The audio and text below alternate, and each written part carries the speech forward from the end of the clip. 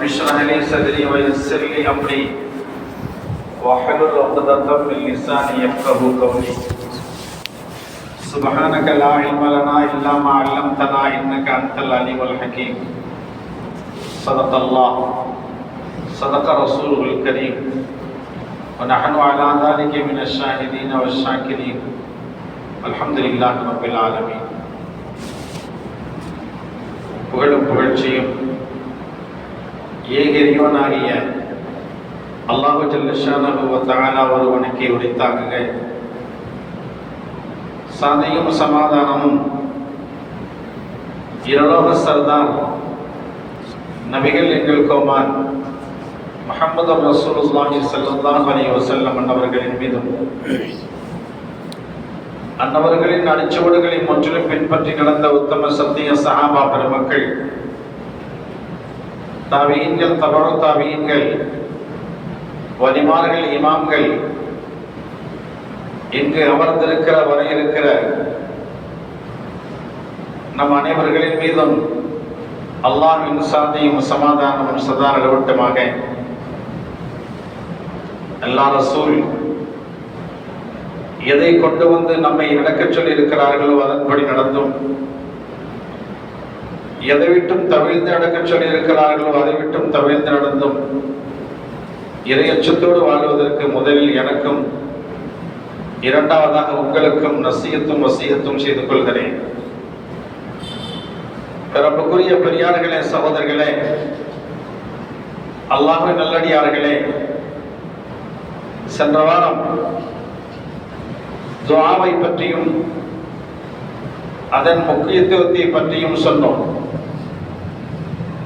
முடிவடையாத நிலையிலே நேரம் முடிந்து விட்டது. அதனால் அதனுடைய மீதியை இன்ஷா அல்லாஹ் இந்த வாரம் தொடர்ந்து துஆவை பற்றியே பேசலாம் என இருக்கிறேன்.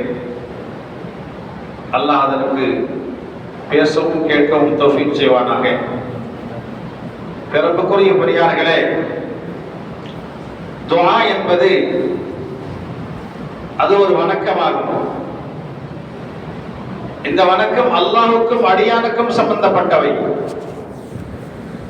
எப்படி தொழுவது இபாதத்தோ, நோன்பு வைப்பது இபாதத்தோ, ஹஜ் செய்வது, ஸகாத் கொடுப்பது இபாதத்தோ, அதுபோல துஆ ஒரு இபாதத். எந்த அமலை செய்தாலும் துஆ இல்லாமல் அல்லாஹ் அந்த அமலை ஏற்றுக்கொள்ளப்படுவதில்லை. அல்லாஹ் துஆ கேட்பதை விரும்புகிறார். ஒவ்வொருவர்களும் துஆ கேட்க வேண்டும் என்பதை அல்லாஹ் விரும்புகிறார். 4 விஷயங்கள் அல்லாஹ்விடத்திலே கேட்போமானால் அந்த 4க்கும் அல்லாஹ் பதில் தரக்கூடியவனாக இருக்கிறார். குர்ஆனிலே அல்லாஹ் வாக்கும் கொடுத்திருக்கிறார். ஒன்று, நீங்கள் திக்ர் செய்யுங்கள், ஃபத்குரூனி அஸ்குருக்கும், நீங்கள் தியானியுங்கள், என்னை நினைவு கூறுங்கள், உங்களை நினைவு கூர்ந்து பார்க்கிறேன் என்கிறான் அல்லாஹ். அப்ப திக்ரின் மூலம் அல்லாஹ்வுடைய தொடர்பு கிடைக்கிறது. சாதாரணமாக அமர்ந்து அல்லாஹ்வை நினைவு கூறுகிறோம், திக்ர் செய்கிறோம் என்றால் அவனும் அந்த நேரத்தில் நம்மை நினைவு கூறுகிறான். இந்த அடியான் என்னை நினைவு கூர்ந்து கொண்டிருக்கிறானே, இந்த அடியானுக்கு அதற்கு என்ன வெகுமதி கொடுக்க வேண்டும் என்பதை அவன் நினைவு கூர்ந்து பார்க்கிறான். அதுபோல நாம் துஆ செய்கிறோம் என்றால் அல்லாஹ் சொல்லுகிறான், உதுஊனி அஸ்தஜிப் லக்கும், என்னிடம் துஆ கேளுங்கள், நான் பதில் தருகிறேன் என்று அல்லாஹ் சொல்லுகிறான் குர்ஆனிலே. அப்போ அல்லாஹ்வுடைய வாக்கு என்ன? நீங்கள் என்னிடம் துஆ கேட்கிற போது நான் பதில் தரக்கூடியவனாக இருக்கிறேன் என்று அல்லாஹ் சொல்லுகிறார். மூன்றாவதாக, என்னுடைய நியாமத்துகளுக்கு உங்களுக்கு எத்தனை நியாமத்துகளை நான் உங்களுக்கு வழங்கியிருக்கிறேனோ அந்த நியாமத்தை நினைத்து எனக்கு நன்றி செலுத்துங்கள். அப்படி நீங்கள் எனக்கு நன்றி செலுத்துகிற போது லஅஸீதன்னக்கும் லஇன் ஷக்கர்தும் லஅஸீதன்னக்கும் என்று அல்லாஹ் சொல்லுகிறான்.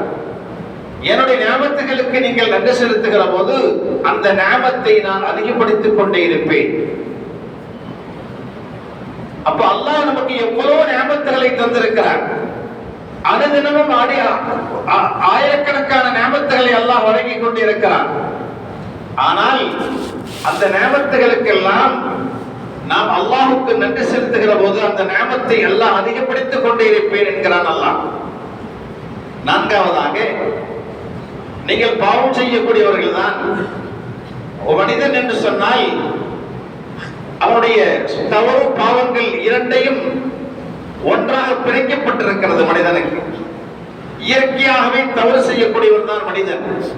அல்லாஹ் சொல்கிறான், அந்த தவறுக்கு நீங்கள் என்னிடத்தில் பரிகாரம் தேடிக்கொண்டால் இஸ்தக்ஃபிரு ரப்பக்கும், உம்முடைய ரப்பிடத்தில் நீங்கள் பாவ மன்னிப்பு கேளுங்கள். இன்னஹு கான கஃபாரா, அல்லாஹ் அதிக மன்னிப்பவனாகவே இருக்கிறான். இந்த நான்கு செயல்களுமே அல்லாஹ்விடத்தில் கேட்கிற போது, ஒன்று திக்ர், இரண்டாவது துஆ, மூன்றாவது நிஅமத்துக்கு ஷுக்ர், நான்காவது இஸ்திக்ஃபார். இந்த நான்குக்குமே அல்லாஹ் வாக்கு கொடுத்திருக்கிறார். இந்த வாக்கை நிறைவேற்றக்கூடியவன் அல்லாஹ். ஆனால் நம்முடைய வாழ்க்கையில் இந்த நான்கையும் கொண்டு வர வேண்டும். அன்பிற்குரியவர்களே, துஆ இருக்கிறது அல்லவா, மிக முக்கியமான ஒன்று. சூரத்துல் ஃபாத்திஹாவிலே அடிக்கடி கேட்போம் அல்லவா, ஒவ்வொரு ரக்அத்திலும் இய்யாக நஅபுது வ இய்யாக நஸ்தஈன், உம்மையே வணங்குகிறோம், அல்லாத யாரையும் வணங்க மாட்டோம். வணக்கம் என்றால் உனக்குத்தான் அது சொந்தம், உன்னை தான் வணங்குவோம், உன் அல்லாத யாரையும் நாங்கள் வணங்க மாட்டோம். வ இய்யாக நஸ்தஈன், உதவி என்று ஒன்று இருந்தால் அது உன்னிடத்தில் தான் கேட்போம். துஆ உன்னிடத்தில் தான் கேட்போம். உன் அல்லாத யாரிடத்திலும் கையேந்தி துஆ கேட்க மாட்டோம் என்ற ஒரு மனிதனுக்கு அந்த உள்ளத்தில் அந்த துஆ அல்லாஹ்விடத்தில் தான் கேட்பேன் என்ற உள்ளத்தில் வந்துவிட்டால் உறுதி அவன் ஷிர்க்கை விட்டு நீங்கி விடுகிறான் என்பதாக சொல்கிறார்கள் பெரியார்கள். துஆ கேட்டாலே சரியா பட்சி, அவன் இணை வைப்பாளர்கள் என்றும் இல்லை. லா இலாஹ இல்லல்லாஹ் முஹம்மது ரசூலுல்லாஹ் ஒரு மனிதன் கலிமா சொல்லிவிட்டால் அவன் இணை வைப்பதை விட்டு நீங்கி விடுகிறான். அதுபோல துஆவுக்காக இரு கரங்கள் ஏந்தி அல்லாஹ்விடத்தில் துஆ செய்யும் போது ஷிர்க்கை விட்டு நீங்கி விடுகிறான். அன்பிற்குரியவர்களே, துஆ என்பது இந்த வணக்கங்களுக்கு முக்கியமான ஒன்று. அன்பிற்கு துஆ கேட்காமல் இருக்கிறார்களே சிலர்கள், நான் ஏன் அல்லாஹ்விடம் கையேந்த வேண்டும்? எனக்கு என்ன குறை இருக்கிறது? எல்லா சொத்துக்களும் எனக்கு இருக்கிறது, கோடான கோடி சொத்துக்கள். என் தலைமுறையிலே எனக்கு 3 4 தலைமுறை வரையிலும் எனது சொத்தை எல்லோரும் உட்கார்ந்து சாப்பிடலாம், அந்த அளவு என்னிடம் சொத்து இருக்கிறது என்று பெருமை அடிக்கின்றார்களே, அவர்களை பற்றி அல்லாஹ் சொல்லுவான், அதாவது சயதுகுலூன ஜஹன்னம தாஹிரீன் இன்னல்லதீன யஸ்தக்பிரூன அன் இபாதத்தி, என்னை வணங்காமல் யார் பெருமை அடிக்கிறார்களோ, எனக்கு எல்லா வசதிகளும் இருக்கிறது, நான் ஏன் கையேந்த வேண்டும் என்ற பெருமை யாருக்கு இருக்கிறதோ அவரை பார்த்து அல்லாஹ் சொல்கிறான், சயதுகுலூன ஜஹன்னம தாஹிரீன், நரகலோகத்திலே விரைவில் அவன் இழிவடைந்தவனாக நுழைவான் என்பதாக அல்லாஹ் சொல்கிறான். அன்பிற்குரியவர்களே, அப்படி அல்லாஹ் விரும்புகிறான், கேட்பதை அல்லாஹ் விரும்புகிறான். நம்ம அவரிடத்தில் கேட்டுட்டே இருக்கணும். ஒமல்லம் யஸ்அலில்லாஹ் யக்லப அலைஹி, கேட்கலன்னா அல்லாஹ் கோபப்படுறான். கேட்க வைத்திருக்கிறான் அல்லாஹ். அன்பிற்குரியவர்களே, எத்தனையோ துன்பங்கள் இறங்கி கொண்டிருக்கிறது உலகத்திலே, ஒவ்வொருவர்களுக்கு முசீபத்துகள் இறங்கி கொண்டிருக்கிறது. ஸல்லல்லாஹு அலைஹி வஸல்லம் சொன்னார்கள், இன்ன துஆ யன்ஃபா மிமா நஸல் வ மிமா லம் யன்ஸில் ஃபஅலைக்கும் பித்துஆ யா இபாதல்லாஹ் அவ் கமா قال அலைஹி ஸலாத்து வஸலாம். துஆவுக்காக ஒரு மனிதன் கையேந்துகிறான். ஏற்கனவே இறங்கிய முசீபத்துகள், இறங்கிய துன்பங்கள், அவனிடத்தில் துன்பங்கள் நிறைய இருக்கிறது. அந்த துன்பங்களும் இவன் துஆ கேட்கிற பொழுது இவனுக்காக இறங்க இருந்த துன்பங்களும் அதை காப்பாற்றி பயன் தருகிறது இந்த துஆ. இருக்கிற மனிதன் துஆ கேட்கிறார், யா அல்லாஹ் எனக்கு துன்பங்கள் ஏற்பட்டு விட்டது, இந்த துன்பத்தை நீ அகற்ற வேண்டும் என்று துஆ கேட்கின்ற போதே இந்த துன்பம் மட்டுமல்ல, இன்னும் இறங்க இருந்த துன்பமும் அது நீக்கப்படுகிறது என்றார்கள் ஸல்லல்லாஹு அலைஹி வஸல்லம். ஒரு மனிதனுடைய துஆ ஏற்றுக்கொள்ளப்பட வேண்டும் என்றால் நம்ம சந்தோஷமான நேரத்திலே, அதாவது கஷ்டமான நேரத்தில் துஆ அல்லாஹ் இடத்தில் ஏற்றுக்கொள்ளப்படணும். அதுக்கு என்ன செய்யணும் என்றால், ஸல்லல்லாஹு அலைஹி வஸல்லம் அவர்கள் சொல்வார்கள், நீ நல்ல சந்தோஷமான நிலையில் இருக்கிற பொழுது அதிகமான துஆ கேட்டுக்கொண்டே இருங்கள். நல்ல சந்தோஷமான நிலையிலே நீ அல்லாஹ்விடத்தில் துஆ கேட்கிற பொழுது, உனக்கு கஷ்டம் வருகிற பொழுது அந்த கஷ்டத்தில் அல்லாஹ் உடனே துஆவை ஏற்றுக்கொள்கிறார் என்பதாக ஸல்லல்லாஹு அலைஹி வஸல்லம் அவர்கள் சொல்கிறார்கள். அது மட்டுமல்ல, மேலும் சொல்கிறார்கள் பெருமானார் ஸல்லல்லாஹு அலைஹி வஸல்லம் அவர்கள், அதாவது ஒரு சகோதரருக்காக ஒருவர் துஆ கேட்கிறார். யா அல்லாஹ், இந்த சகோதரர் வியாதியிலே பிடிக்கப்பட்டிருக்கிறார் அல்லது கஷ்டத்திலே பிடிக்கப்பட்டிருக்கிறார் என்பதாக சொல்லி அவருக்காக அல்ல, அவருடைய சகோதரருக்காக, முஸ்லிம் சகோதரருக்காக கேட்கிறார். அப்போது அல்லாஹ் என்ன செய்கிறார்? துஆ கேட்கிறார் அல்லவா, அவர் துஆ கேட்கின்ற போது ஒரு மலக்கை அல்லாஹ் நியமிக்கிறார். அந்த மலக்காகப்பட்டவர் அந்த மனிதர் துஆ செய்யும் போதெல்லாம் யா அல்லாஹ் ஆமீன் சொல்கிறார். ஆமீன் சொல்லி யாருக்காக துஆ கேட்கிறாரோ ஒரு பங்கு இவருக்கும் நீ கொடு. துஆ கேட்கிறவர்களுக்கு ஒரு பங்கு கிடைக்கிறது. துஆவை இவர் கேட்பது வேற ஆளுக்கு.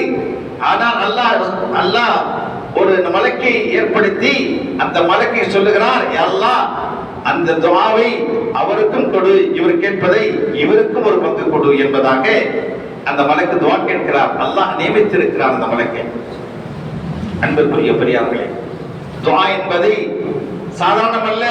ஒரு மூமினுக்கு சிலாஹல் மூமின், மூமினுக்கு ஆயுதம் என்று சொன்னார்கள். ஒரு மூமின் ஆயுதம் வைத்திருந்தால் எப்படி தைரியமாக இருப்பானோ, யார் வந்தாலும் எதிரிகள் வந்தாலும் நம்மிடத்தில் வாள் இருக்கிறது என்பதாக தைரியமாக இருப்பானோ, அதே போல ஒரு மூமினுக்கு தைரியம், ஒரு மூமினுக்கு சிலாஹ், அந்த ஆயுதம் என்னவென்றால் துஆ தான். சொல்லிவிட்டு சொன்னார்கள், சிலாஹுல் மூமினி அத்துஆ சிலாஹுல் முஃமின் வ இமாதுத்தீன், மார்க்கத்தின் தூண். எப்படி ஒரு கட்டிடத்திற்கு தூண் அவசியமோ அதுபோல நம்முடைய இபாதத்திற்கு தூண் வேண்டும் என்றால் அதுதான் துஆ என்றார்கள் ஸல்லல்லாஹு அலைஹி வஸல்லம் அவர்கள். வனூரு ஸமாவாத்தி வல் அர்த், வானம் பூமியின் ஒளியாக இருக்கிறது துஆ. துஆ என்பது முக்கியமான ஒன்று. எல்லா நேரங்களிலும் அல்லாஹ்விடத்திலே கேட்கலாம். தொழுகை முடிந்த பிறகு ஃபர்லான வக்த் தொழுகை எப்போது முடிகிறதோ அல்லாஹ்விடத்திலே துஆ கேட்போமேயானால் நிச்சயமாக அல்லாஹ் ஏற்றுக்கொள்ளக்கூடியவனாக இருக்கிறான். ஃபர்லான தொழுகைக்கு பின்னாலே நடுநிசையிலே தஹஜ்ஜுடைய நேரத்திலே அல்லாஹ் துஆவை ஏற்றுக்கொள்கிறான். அன்பிற்குரிய பெரியார்களே, சகோதரர்களே, அது மட்டுமல்ல, ஹஜ்ரத் பெருமானார் ஸல்லல்லாஹு அலைஹி வஸல்லம் அவர்களுடைய வாழ்க்கையிலே காலையிலிருந்து மாலை வரை எத்தனை துஆக்களை செய்திருக்கிறார்கள். அப்போது ஹஜ்ரத் அபூ உமாமா ரலியல்லாஹு அன்ஹு சொன்னார்கள், யா ரசூலல்லாஹ், தாங்கள் காலையிலிருந்து மாலை வரை எத்தனை துஆக்களை செய்கிறீர்கள், எங்களுக்கு ஞாபகம் வைத்திருக்க முடியவில்லை. அத்தனை துஆக்களையும் ஹிஃப்ஸ் செய்ய முடியவில்லை, பாதுகாக்க முடியவில்லை. எங்களுக்கு ஒரு துஆவை கற்றுத் தாருங்கள் ரசூலுல்லாஹ் சொன்னாங்க. அப்படி என்றால் ஒரு துஆவை கற்றுத் தருகிறேன். அந்த துஆவை கேட்டால் காலையிலிருந்து மாலை வரை இரவு வரை எத்தனை துஆக்கள் நான் கேட்டேனோ அந்த பலனை நீங்கள் பெற்றுக் கொள்வீர்கள் என்றார்கள் ஹஜ்ரத் பெருமானார் ஸல்லல்லாஹு அலைஹி வஸல்லம் அவர்கள். ஹஜ்ரத் அபூ உமாமா கற்றுத் தருகிறார்கள், அல்லாஹும்ம இன்னி அஸ்அலுக மின் கைரி மா ஸஅலக அப்துக வ நபியுக முஹம்மது ஸல்லல்லாஹு அலைஹி வஸல்லம் அவர்கள், வ நஊது பிக மின் ஷர்ரி மா ஸ்தஆதக மின்ஹு நபியுக முஹம்மது ஸல்லல்லாஹு அலைஹி வஸல்லம் என்ற துஆவை கற்றுக் கொடுத்தார்கள். பெருமானார் ஸல்லல்லாஹு அலைஹி வஸல்லம் அவர்கள் எதையெல்லாம் கேட்டார்களோ அதின் ஹைரானதை கேட்கிறேன், நலவை கேட்கிறேன். எதை விட்டும் பாதுகாவல் தேடினார்களோ அத்தனையுடைய பாதுகாவலுடைய தீங்கி விட்டு நான் பாதுகாவல் தேடுகிறேன் என்று பெருமானார் ஸல்லல்லாஹு அலைஹி வஸல்லம் அவர்கள் ஹஜ்ரத் அபூ உமாமா ரலியல்லாஹு தஆலா அவருக்கு ஒரு துஆவை சொல்லிக் கொடுத்தார்கள். அந்த துஆவை கேட்டால் காலையிலிருந்து இரவு வரை ரசூலுல்லாஹ் எத்தனை துஆக்கள் கேட்டார்களோ அத்தனை துஆவுக்கும் இந்த ஒரு துஆ சமம் என்று சொன்னார்கள். அன்பிற்குரிய துஆ என்பது ஒரு முக்கியமான விஷயமாக இருக்கிறது. ஒரு தாய் தந்தைகள் சாதாரணமான தாய் தந்தைகளுக்கு கோபப்படுத்தக்கூடாது. கோபம் வந்து இந்த கோபத்தினால் ஏதாவது அவர்கள் வாய் தவறி அவர்கள் ஏதாவது சொல்லிவிட்டால் சில நேரங்களில் அந்த துஆ கபூலாகி விடுகிறது. அவர்களை சந்தோஷப்படுத்த வேண்டும். சந்தோஷப்படுத்துவதே துஆ தான். அவங்க தன் பிள்ளைகளுக்காக இருக்கிறோம் என்று துஆ கேட்கணும் என்பதல்ல. அந்த பிள்ளையின் மீது சந்தோஷமாக இருந்தாலே அதுவே துஆ என்று சொல்கிறார்கள். ஜமக்ஸரி இமாம் தஃப்சீர் எழுதியவர்கள், தஃப்சீர் கஷ்ஷாஃப். அந்த இமாம் 5வது நூற்றாண்டில் வாழ்ந்தவர்கள். சிறு குழந்தையிலே ஒரு சிட்டுக்குருவி எடுத்து அது காலிலே நூலை கட்டி விளையாடி கொண்டிருந்தார்கள். அதை பார்த்த தாய் சொன்னால், அன்பு மகனே, ஏன் அந்த சிட்டுக்குருவிக்கு தொல்லை கொடுக்கிற நீ? அதை ஃப்ரீயாக விற்ற வேண்டியதானே, அது விளையாடட்டுமே. ஏன் கைத்தை கட்டி நூலை கட்டி அதை இழுத்து இழுத்து நீ விளையாடி கொண்டிருக்கிறாய்? சிறு குழந்தை தானே, கேட்கல, அம்மா சொல்றதை கேட்கல, வீட்டை விளையாடிக்கிட்டே இருந்துச்சு. அந்த குருவியாகப்பட்டது ஒரு சின்ன பொத்தல்ல நுழைஞ்சிருச்சு உள்ள ஒரு துவாரத்துல, வெளியில வர முடியல. அப்போ இந்த ஜமக்ஸரி இமாம் என்ன செஞ்சாங்கன்னா, அந்த நூலை கொஞ்சம் பிடிச்சு இழுத்தாங்க, கால் உடைஞ்சிருச்சு. அப்போ அந்த தாய் ரொம்ப வருத்தப்பட்டாங்க. அப்பா, உன் கால் உடைஞ்சிருந்தா உனக்கு தெரியும், அதே போல அதற்கு எவ்வளவு வலிக்கிறது என்று உனக்கு தெரியுமா? என்ன வேதனைப்படுகிறது என்று தெரியுமா உனக்கு? உன் கால் உடைஞ்சிருந்தா உனக்கு தெரியும் அப்படின்னு கோபமாக ஒரு வார்த்தை தான் சொன்னாங்க. நாள் உருண்டு ஓடியது. கல்வி கற்பதற்காக வேண்டி ஜமக்ஸரில் இருந்து புகாரா நாட்டுக்கு செல்கிறார்கள், அனுப்பி வைக்கிறார்கள் தாய். அவர்கள் செல்லும் போது அவர்கள் சென்ற அந்த ஒட்டையின் மீது கீழே விழுந்து விட்டார்கள். கீழே விழுந்தவுடன் காலில் பலத்த அடிபட்டு விட்டது. அவர்கள் பல வருடங்கள் சிகிச்சை செய்தும் பலன் இல்லாமல் கால் எடுக்கப்பட்டது. அப்போது தாய் சொன்ன வார்த்தை அவருடைய உள்ளத்தில் பசுமையாக இருந்தது. ஆஹா, என் தாயுடைய அந்த துஆ அல்லவா அது? எவ்வளவு மனசு கஷ்டப்பட்டு சொன்னாங்க அன்னைக்கு. உனக்கு கால் உடைஞ்சிருந்தால் எப்படி வலிக்கும் உனக்கு? அந்த வலி எனக்கு இப்போது ஏற்பட்டது. என் தாய் செஞ்ச அந்த பேதுவா தான். பேதுவா செய்யல, கோபத்தினால் சொன்ன வார்த்தை அது, வேற ஒன்றும் இல்லை. அதனால் தாய் தந்தைகள் கோபமாக பேச விடவே கூடாது. ஏனென்றால் அந்த நேரம் துஆ கபூலாகக்கூடிய நேரமாக இருக்குமானால் அல்லாஹ் கபூலாக்கி விடுவான். அந்த அளவு நாம் எப்படி இருக்க வேண்டும் துஆவுடைய விஷயத்திலே? துஆ ஒரு நேரம் தான். வெள்ளிக்கிழமை ஒரு நேரம் இருக்கிறது, அந்த எந்த நேரம் என்று குறிப்பாக சொல்ல முடியாது. அதனால வெள்ளிக்கிழமை பூராவும் துஆ கேட்டுக் கொண்டு இருந்தால் அந்த கபூலாகுடைய நேரத்தில் நம்முடைய துஆ கேட்டால் கபூலாகிவிடும். ஹஜ்ரத் யூசுப் அலைஹிஸ்ஸலாம் அவருடைய சம்பவம் ஒன்று. அவங்க ஜெயிலில் அடைக்கப்பட்டாங்க.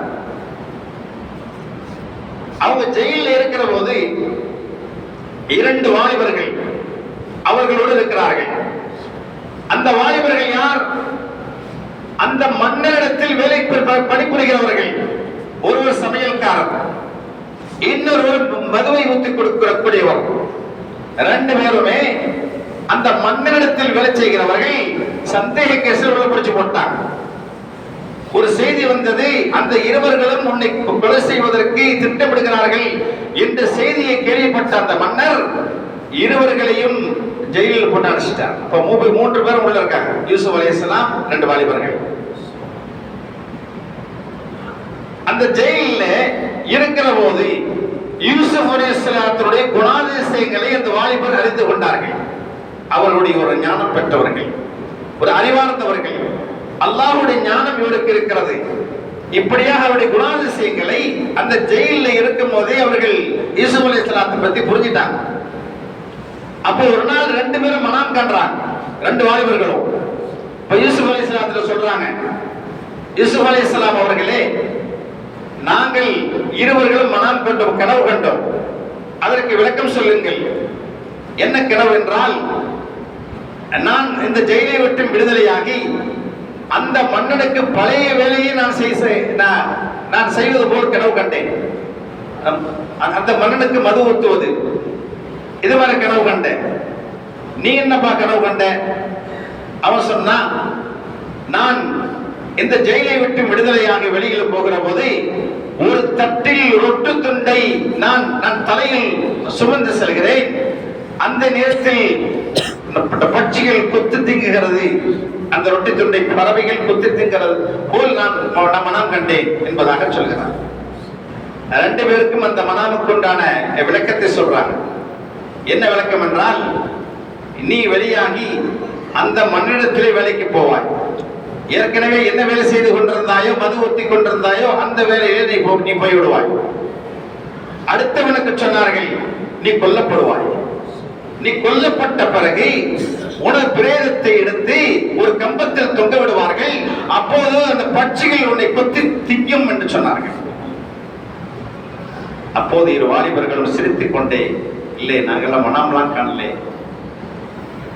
உங்களை விளையாட்டாகவே சொன்னோம், நாங்கள் பரிகாசம் செய்தோம் என்பதாக சொன்ன போது யூசுப் அலைஹிஸ்ஸலாம் அவர்கள் சொல்கிறார்கள், நீங்கள் உண்மையாக கனவு கண்டாலும் சரி, கனவு காணாவிட்டாலும் சரி, அந்த இரண்டுவர்களும் என்ன பார்த்தீர்களோ அதற்கு இதுதான் அது பழக்கம், இதுதான் சட்டம், அல்லாஹ்வுடைய தீர்ப்பும் இதுதான்.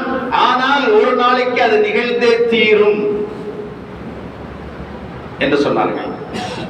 அப்போ அந்த வாலிபனிடத்தில் சொன்னாங்க அதற்கு யூசுப் அலைஹிஸ்ஸலாம், எந்த வாலிபன் அந்த மன்னனுக்கு மதுவை ஊற்றி கொடுப்பாரோ அந்த வாலிபனிடத்தில், நீ வெளியான பிறகு, நீ விடுதலை ஆன பிறகு எனக்கு ஒரு உதவி செய்ய வேண்டும். என்ன உதவி? என்னை பற்றி உன் மன்னிடத்தில் சொல்லணும். நான் எப்படிப்பட்டவன், நான் நிரபராதி, எந்த பாவமற்றவன், நான் நல்ல குணமுடையவன், இல்மு கொடுக்கப்பட்டவன்.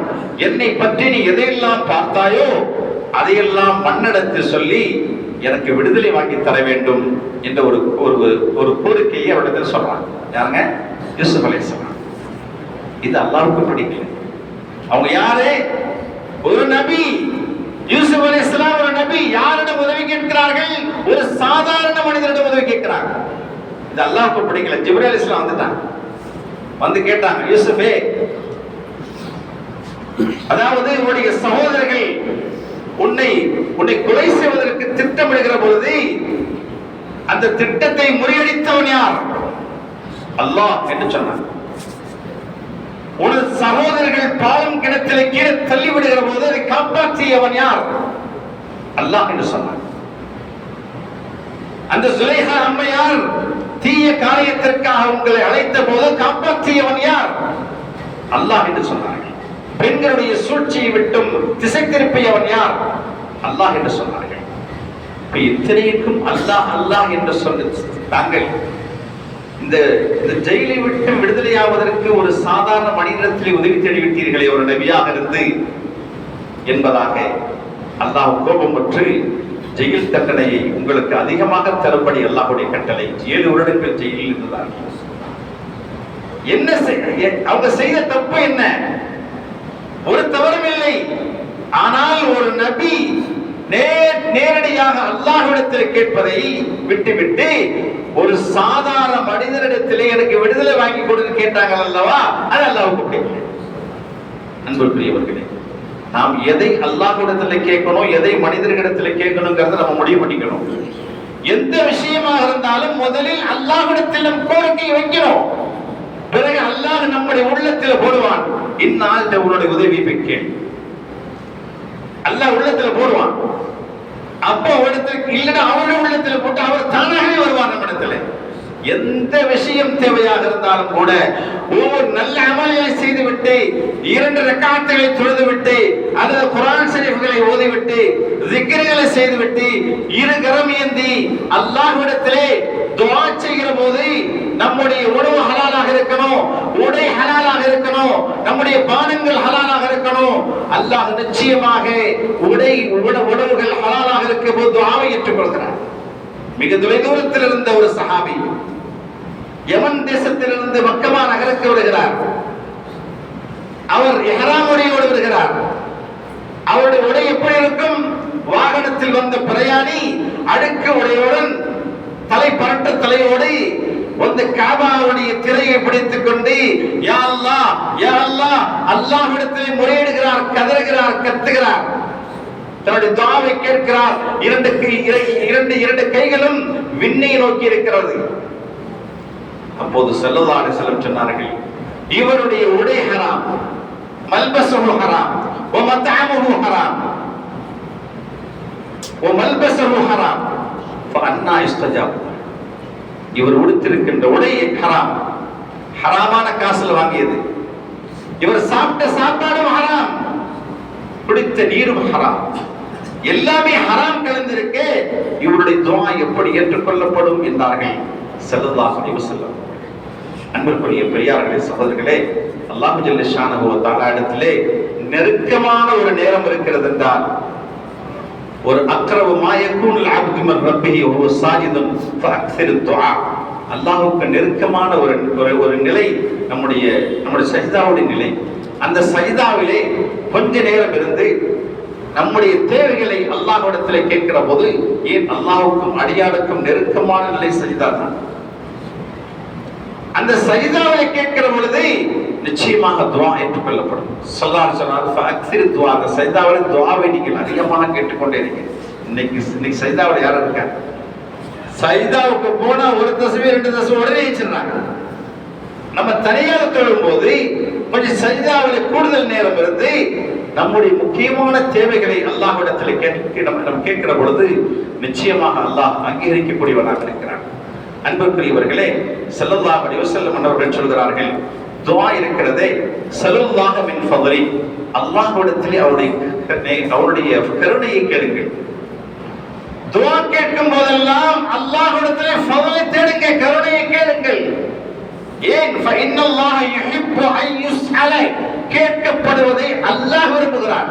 நீ எத்தனை தடவை கேட்டாலும் கூட அல்லாஹ் இல்லை என்று சொல்வதில்லை, அவன் விரும்புகிறான் நீ துஆ கேட்பதை. ஏன்? தேவைகளை அல்லாஹ் பூமியில வச்சிட்டான்.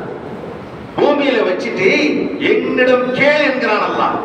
கேட்டுத்தான் பெற வேண்டும் அல்லாஹ் இடத்திலே. நீ மனிதனிடம் ஒரு தடவை 2 தடவை கேட்ட 3வது கேட்ட கோபம் வந்துடும் மனுஷனுக்கு. அல்லாஹ் இடத்துல நடுநிசையில கேளுங்க, தூங்கும் போது கேளுங்க. எந்த வீட்டையும் தூங்கும் போது தட்ட முடியாது. ஒரு 11 மணிக்கு 2 மணிக்கு வீட்டை போய் தட்டுங்க, யாரை திறப்பாங்களா? யார திருட வந்து திறப்பாங்க. ஆனால் அல்லாஹ்வுடைய வாசல் திறந்தே இருக்கிறது. எந்த நேரமும் அல்லாஹ் எதிர்பார்த்து கொண்டே இருக்கிறான். என் அடியான் எப்போது என்னிடத்தில் கேட்பான், நான் பதில் தந்து கொண்டே இருப்பேன். அன்பிற்குரியவர்களே, சொல்கிறார்கள் ஸல்லல்லாஹு அலைஹி வஸல்லம், நம்ம கேட்டுட்டோம், துஆ கேட்டுட்டோம். ஃபஅஃதலுல் இபாதத்தி இன்திஸாருல் ஃபரஜ். துஆ கேட்டுட்டோம், அந்த வசதி வாய்ப்புகளை நாம் எதிர்பார்த்துக்கிட்டே இருக்கணும். அல்லாஹ்ட்ட கேட்டோம் அல்லவா, நிச்சயமாக அல்லாஹ் ஏற்றுக்கொள்வான், நிச்சயமாக அல்லாஹ் ஏற்றுக்கொள்வான். எதிர்பார்த்து கொண்டிருப்பதே அஃதல் இபாதா, இபாதத்திலேயே சாலச் சிறந்தது, மிகச் சிறந்தது எதிர்பார்ப்பது. எங்க கேட்ட எங்க கொடுக்கிறான். நம்ம சலிச்சு விடக்கூடாது துஆ கேட்டு. ஆனால் நிச்சயமாக அல்லாஹ் வாக்களித்திருக்கிறான், உதுஊனி அஸ்தஜிபு லக்கும், என்னிடத்திலே துஆ கேளுங்கள், நான் பதில் தருகிறேன். நம்முடைய பாவத்தின் காரணமாக அல்லாஹ் நம்முடைய துஆவை அல்லாஹ் கொடுக்காமல் அவன் தடுத்து நிறுத்தி வைத்திருப்பான். அதுக்கு தான் இஸ்திக்ஃபார் செய்கிறான். இஸ்திக்ஃபார் செய்ய பாவ மன்னிப்பு தேட அல்லாஹ் நம் மீது அன்பு செலுத்துகிறான். நம்முடைய தேவைகளை எல்லாம் நிறைவேற்றி தருகிறான் அல்லாஹ். அன்பிற்குரிய பெரியார்களே, எது வேண்டாலும் முதலில் அல்லாஹ்விடத்தில் கேட்டுவிட்டு தான் அடுத்த மனிதர்களுக்கு கேட்க வேண்டும். அல்லாஹ்வோடு கேட்டு பழக வேண்டும். ஒரு பிள்ளை ஒரு சாமா கேட்குதுன்னா அந்த பிள்ளைக்கு சொல்லி தரணும், நீ முதல்ல தொழுதுட்டு அல்லாஹ்ட்ட கேளு, அப்புறமா என்கிட்ட வா, நான் வாங்கி தரேன். இப்படி சொன்னால் ஆஹா, எது வேண்டாலும் நம்ம அம்மாட்ட கேட்க முடியாது, அல்லாஹ்ட்ட நம்முடைய அத்தாட்ட கேட்க முடியாது. முதல்ல அல்லாஹ்ட்ட கேட்டுட்டு தான் பிறகு அத்தாட்ட வரணும், அம்மாட்ட வரணும் என்கிறத சின்ன பிள்ளைகள் விளங்கி வச்சிருச்சுன்னா கடைசி காலத்துல அது பிள்ளை அல்லாஹ்விடத்தில் கேட்க பழகிவிடும். அன்புக்குரிய பெரியார்கள், சகோதரர்களே, துஆவின் மகத்துவம் மிகப்பெரியதான. ஒரு மனிதனுக்கு இங்க தெரியாது, அல்லாஹ் ஒரு அடியான் ஆகிரத்துல நல்ல அந்தஸ்துல வைக்கணும்னு பிரியப்பட்டிருப்பான். அல்லாஹ்வுடைய பிரியம், இவனை ஒரு நல்ல அந்தஸ்துல வைக்கிறோம். ஆனா இவனுடைய அமல் பத்தல, இவனுடைய அந்த அந்தஸ்துல கொண்டு போய் வைக்க அவனுடைய அமல் பத்தல. அல்லாஹ் என்ன செய்யறான்? சோதனையை கொடுக்கிறான். அவனுடைய உடல்ல சோதனை கொடுக்கிறான், அவனுடைய பொருளாதாரத்தை சோதனை கொடுக்கிறான், பிள்ளைகளை சோதனை கொடுக்கிறான். இதையெல்லாம் சோதனை கொடுத்து அத்தனை சோதனைகளிலும் இவன் வெற்றி பெற்றால் அல்லாஹ் இவனுடைய அந்த அந்தஸ்துல வச்சிருக்கான். அப்படியாக சகோதரர்களே, எந்த விஷயமானாலும் அல்லாஹ்விடத்தில் கேட்டு பழகுங்கள். ஒவ்வொரு தொழுகைக்கு பிறகும், பரதான் நேரத்தில் தொழுகைக்கு பிறகும் அல்லாஹ்விடத்தில் கேட்டு நம்முடைய என்ன வேண்டுதலை அல்லாஹ்விடத்தில் கேட்டு பெறுவோமாக. எதை கேட்டோமோ அதன்படி அமல் செய்வதற்கு அல்லாஹ் உங்களுக்கு நடக்கும் தொகைக்கு தந்தல்வானாக என்று கேட்டுக்கொண்டு சிறியவனை நினைவுபடுத்தி விடைபெறுகிறேன். வாஹர் தஅவானா அல்ஹம்துலில்லாஹி ரப்பில் ஆலமீன். அஸ்ஸலாமு அலைக்கும் வரஹ்மத்துல்லாஹி வபரகாத்துஹு.